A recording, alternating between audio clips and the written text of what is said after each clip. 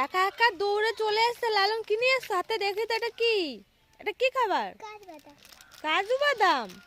তাই এটা কিনতে গেছিলা? কুকু কি নিয়ে এসছো হাতে? কি আছে? বাবা, 20 টাকার এত খাবার, ভাবা যায়? তুমি কি নিয়েছো? সবার হাতে এক একটা? আচ্ছা আচ্ছা, প্রচুর আয়োজন হয়ে গেছে সকাল সকাল এদের জন্য।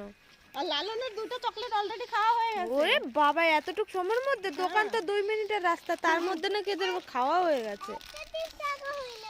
তাই বোনেরটা কে খাবে তাহলে? বোনের হাতেরটা বোন তো খেতেই পারে না। বোন একটু পরে এমনিই দিয়ে দেবে বাবা। ওই যে রেখে গেছে, নেবে না। বললে যে আমি নেব না। দাদা, তুই একটা আমাদের দিয়ে আবার নিয়ে যাচ্ছিস? আমি নেব না, যা। বোনকে দাও এটা। যায় না